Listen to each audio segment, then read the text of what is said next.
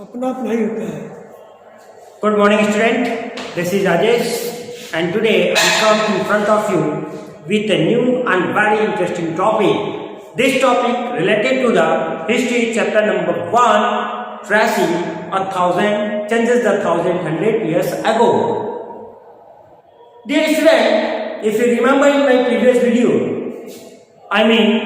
when I give you introduction video as well as in my first explanation video and the second explanation video, that is the third part of explanation video. In my introduction video, we discuss you what and what concept we are going to teach in this chapter. But before, when I send you some other video, there I also carefully divided the history into three major parts: ancient, modern and medieval. Ancient, medieval and modern.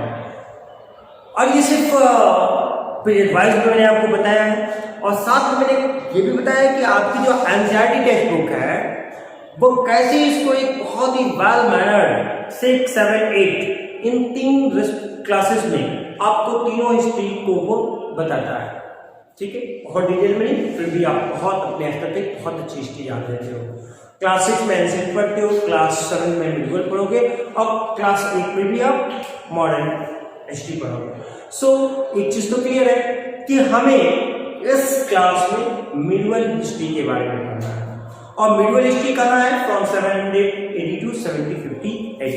That is why your chapter name suggest the tracing, and that is the first chapter. ये chapter third भी हो सकता था, नहीं, लेकिन first chapter है और उसमें नेम भी क्या है कि tracing the changes 1,100 years ago. So now we are coming on our topic. In my previous video we discussed about history and the source of historians, कि जो हिस्ट्री में बता रहे हैं उनके सोर्सेस कहाँ से हैं, जिसमें हम मैन्युस्क्रिप्ट देखते हैं, आर्किटेक्चर देखते हैं, मोनूमेंट्स देखते हैं, साथ ही मैन्युस्क्रिप्ट भी देखते हैं। फिर हमने नेक्स्ट वीडियो में मैन्युस्क्रिप्ट और स्टाइपस के बारे में भी पढ़ा, आर्चिव्स के बारे में पढ़ा। तो ये सारे चेंजेस हो रहे हैं। तो इससे इंक्लूड में हमारा जो नेक्स्ट टॉपिक है वह है new social and political changes, कि सोशल और पॉलिटिकल चेंजेस कैसे हो रहे हैं। अभी तो हम रूलिंग साइड में थे, लेकिन अब हम कुछ और आगे आते हैं कि सोसाइटी में, सोशल में क्या चेंजेस आ रहे हैं और नए नए पॉलिटिकल ग्रुप कैसे स्ट्रांग हो रहे हैं और पॉलिटिक्स में क्या क्या चेंजेस आ रहे हैं। So we are going to teach you as I given the name is new social and political groups. So history in year 780 to 750 AD, जो मैं बार बार कह रहा हूँ कि 780 to 750 AD की एक मिडिवल पीरियड है, यही आपको क्लास में पढ़ना है। बल्कि 1000 या अबाउट 1000 से को यही आपको पढ़ना है। So in history in year 780 का सेंस ये बस सुन लेना कि मिडिवल हिस्ट्री होता है 712, जब मीर कासिम आता है सिंध पे और अटैक करता है ना, तो हम हिस्ट्री उसी रफली देखें तो 782 मिडिवल हिस्ट्री की बात करें तो 780 to 750 AD की ही बारे में बात कर रहे हैं। Had observe variety of social and political development. हम देखते हैं कि इस पीरियड में इन 1000 इयर्स में variety of different variety of जो वेरियस काइंड ऑफ डेवलपमेंट होते हैं, सोशल भी और पॉलिटिकल भी। तो सोशल एक डेवलपमेंट को हम एग्जाम्पल देखें, जैसे आपने एंशिएंट में भी देखा था कि फायर देखा था, जो एक नए सोशल में एक नया चेंज, लाइफस्टाइल चेंज होती है, बिल का डेवलपमेंट हो जाता है, एग्रीकल्चर का डेवलपमेंट आ जाता है, जो ये डिसाइड कर देता है कि अब कम्युनिटी सेटल्ड होगी। तो ये देखो सोसाइटी में कितना इम्पैक्ट पड़ता है इस डेवलपमेंट का, हम इस पीरियड में देखेंगे कि यहाँ पे सेटल कम्युनिटी तो हो चुकी है, लेकिन अब उनकी सोसाइटी में क्या इम्पैक्ट आता है न्यू डेवलपमेंट से।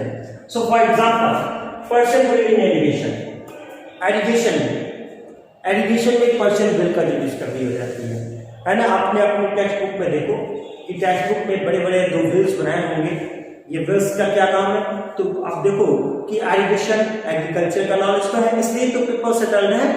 तो अब सेटल्ड है तो उनको एजुकेशन चाहिए, वाटर चाहिए, तो वाटर के लिए वो क्या करते होंगे, बिफोर सोचो था, इमेजिन करो, तो हो सकता है कि भाई वाटर तो चाहिए एजुकेशन के लिए, तो सोर्सेस ऑफ वाटर से या तो कैरी करके लाते होंगे और फिर वाटर देते होंगे, जो कि एक टफ जॉब भी होता होगा और प्रॉपर जो है एजुकेशन भी पॉसिबल नहीं हो पाता होगा, है ना। जैसे आप देखो ना, आज तुम्हारे पास ट्यूबवेल्स हैं, कैनल्स हैं, उसके द्वारा एरीगेशन किया जा सकता है। आपके घरों में जो है मोटर पंप है, उसके द्वारा आप वाटर को चैनलाइज कर पाते हो, है ना। नीचे लगा होता है, ऊपर आप सब होते हो, वाटर वहाँ भी जाता है, तो वाटर तो वहाँ है नहीं, ज़्यादा का है नीचे से, तो थ्रू द पंप जो भी इलेक्ट्रिक का जो हमारे डेवलपमेंट हुए हैं। तो अब की जो एरीगेशन में पर्शियन बिल है, अब पर्शियन बिल क्या करता है कि वाटर को, अब एफर्ट भी कम हो जाता है। एक कह सकते हो कि एक सिंपल मशीन का एग्जांपल है, तो मशीन कोई भी है जो हमारे एफर्ट को कम कर दे और वर्क ज़्यादा करे, तो अब ये स्पाइनिंग करने लगे वेल्स के द्वारा, जिससे कि वाटर जो है अब हाइयर प्लेसेस पे भी और एरीगेशन चैनलाइज होने लगा और प्रॉपरली जो है एरीगेशन। इस वक्त का ये जो डेवलपमेंट है, सोचो आपको लगेगा कि बहुत सामान्य सी बात है, लेकिन ऐसा सामान्य तो हम देखते आ रहे हैं, लेकिन सोचो उस समय में जब ये न्यू डिस्कवर हुआ होगा तो कितना एक मेजर एक्सप्लोसिव चेंजेस आया होगा सोसाइटी में। इसी तरीके से स्पाइनिंग, ये सारे आप एग्जाम्पल देख लो, अपने फिगर्स दिए हैं आपके टेक्स्ट बुक में, आप उसको देख लेना कि किसके बारे में हम बात कर रहे हैं, कौन सी जो है हमारी जो है पर्शियन व्हील है एरीगेशन के लिए कैसे यूज किया गया फर्स्ट टाइम, और स्पिनिंग व्हील फॉर वेबिंग, कपड़ा बुनने के लिए कैसे वेबिंग जो अच्छा रखा है ना, जो गांधी जी के साथ में देखोगे ना, देखो आपके टेक्स्ट बुक में भी सिंपल दिया होगा। तो वेबिंग में भी अब ये भी एफर्ट कम कर दिया, स्टडी होने लगा और वेब करने लगे हम लोग क्लॉथेस को, तो एक सोसाइटी में, एक सोशल में एक न्यू चेंजेस आ गए, एक ग्रेट इम्पैक्ट पड़ा। इसी तरीके से आप देखेंगे फार्म आर्म्स इनकम एक्ट कि पहले जो लड़ाइयाँ होती हैं, आप एंशिएंट हिस्ट्री पढ़ के आओ, उसमें देखोगे तो हाथी हैं, घोड़े हैं, घुड़सवार हैं, भाले हो रहे हैं, तलवारबाजियाँ हो रही हैं। तो अब क्या है इसमें चेंजेस, अब देखो पॉलिटिकल कितना बड़ा चेंज आ रहा है कि फार्म्स हो जाते हैं, फार्म्स जो आग गलते हैं, दैट मीन्स गन वगैरह ले सकते हो, इसका यूज करता है ना जब बाबर आता है दिल्ली पे अटैक करता है इब्राहिम लोदी के समय में, तो उसके जो सक्सेस का मेन रिजल्ट होता है उसका फायर आर्म से होता ही है कि फायर आर्म लेके आता है, कैनन लेके आता है, तो खाने लेके आता है जो आसानी से डिफीट कर देता है। तो ये जो चेंजेस आ रहे हैं, ये जो सोसाइटी में और पॉलिटिकल में जो चेंजेस आते हैं, एक ग्रेट इम्पैक्ट आते हैं। तो इसके साथ साथ सिर्फ इतना ही होता है, कुछ और भी चेंजेस आते हैं। याद रखो हम फोकस किस पे कर रहे हैं, चेंजेस पे, तो चेंजेस को पकड़ कर रखना, फिर चेंजेस देख रहे हैं कि क्या क्या चेंजेस हो रहे हैं during this period, I mean 1780 to 1750 AD। So अब क्या हो रहा है, अराइवल ऑफ न्यू फूड्स, अब न्यू फूड्स अराइव हो रहे हैं एंड बेवरेजेस। अब दो वर्ड है, फूड जो खाद्य पदार्थ कह सकते हैं, बेवरेजेस जिसे हम पेय पदार्थ कर सकते हैं, पीने के काम आते हैं। तो अराइवल ऑफ न्यू फूड, अब सोसाइटी में एक नया फूड अराइव हो जाता है और बेवरेज अराइव हो जाते हैं। जैसे एग्जाम्पल्स देखें, फॉर एग्जाम्पल्स में तो आप देख सकते हो पोटैटोस, आज तो हम बहुत ही, मुझे लगता है कि सबसे ज़्यादा पोटैटोस, कल्पना करना मुश्किल है कि हमारा फूड स्टफ क्या होगा अगर पोटैटो न रहे तो। शायद आप बच्चे तो खाना ही, सब्जियां तो खाओगे ही नहीं, क्योंकि मोस्टली सभी आप पोटैटोस कर रहे हैं। नहीं सोचिए पोटैटो हमने खाना कहाँ सीखा, एंशिएंट पीरियड में पोटैटोस नहीं सीख पाए। ये पोटैटोस जो फूड स्टफ है सबसे पहले डिस्कवर का नाम देना थोड़ा सा अनुचित है, तो डिस्कवर कोई नई चीज़ तो लाई नहीं गई थी, नेचुरली ओके, लेकिन उसको कैसे प्रोड्यूस किया जाए, उसको कैसे यूटिलाइज किया जाए, उसका कैसे यूज किया जाए, ये सारी चीज़ें हमें सबसे पहले यूएसए बताती है। तो पोटैटो को यूएसए बताती है कि कैसे प्रोड्यूस किया जाए और कैसे हम इसका यूज करें। तो फूड स्टफ यानी यहाँ पे इस पीरियड में एक नया फूड स्टफ आ जाता है सोसाइटी में, हुआ पोटैटोस। इसी के साथ ही कॉर्न आ जाते हैं, इसी के साथ ही बेवरेजेस में टी आ जाते हैं, जो कि सबसे पहले हमें चाइना बताता है कि कहवा, जिसको हम लोग अपने इंडियन में कहवा कहते हैं, वो टी कहते हैं, जो भी हो, तो ये पीना बताते हैं। आज बताइए हमारी सोसाइटी में आज सोचो कि पोटैटोस और टी का हमारे लाइफ में कितना इम्पैक्ट है। मॉर्निंग में उठते होगे ना, सबसे पहले मम्मी से चाय, दूध पियो नहीं चाय, है ना, पापा आते हो चाय। तो देखो आज हमारी लाइफ में कितना वो इम्पैक्ट कर रहा है, ये कॉफ़ी हुआ, ये टी हुआ। तो सोचो कि उस वक्त जब ये पहली बार आया होगा तो सोसाइटी में कितने बड़े चेंज और कितना इम्पैक्ट आया होगा। ठीक है, तो टी को सबसे पहले हमें बताता है कौन, चाइना, और पोटैटोस को यूएसए। इसके साथ ही साथ ये तो हमारे सोसाइटी के चेंजेस हो गए, नए जो चेंजेस आए, तो इसके साथ साथ कुछ आइडियाज भी आते हैं, न्यू आइडियाज आते हैं, इनमें भी चेंजेस आते हैं। तो हमारा नेक्स्ट पॉइंट ये है कि new idea is also coming सब कॉन्टिनेंट, नए आइडियाज भी इस कॉन्टिनेंट में आते हैं। अब ये न्यू आइडियाज क्या है, नए विचार उत्पन्न होते हैं, ये रिलीजियस भी, धार्मिक भी है, ये सोशल भी है, सामाजिक भी है, ये पॉलिटिकल भी है, आप भी कह सकते हो कि कुछ रिफॉर्मर्स भी हैं। तो तमाम जो है विचार, नए विचारों का उदय भी during this period, in period में होता है। अब थोड़ा सा जो ऑर्थोडॉक्स है वो थोड़ा सा अपने डिक्लाइन की तरफ जाता है और न्यू आइडिया, जब नए विचार आएंगे तो चेंजेस आना ही है। तो सोसाइटी में एक मेजर चेंजेस आना अब शुरू होता है थ्रू द न्यू आइडियाज। इन्हीं पॉइंट में देखेंगे कि और भी क्या चेंजेस है। तो आप कह सकते हो कि this was a period of great mobility, कि ये पीरियड जो है एक ग्रेट मोबिलिटी, मोबिलिटी क्या है, मोबिलिटी है कि एक जगह से दूसरी जगह तक जाना।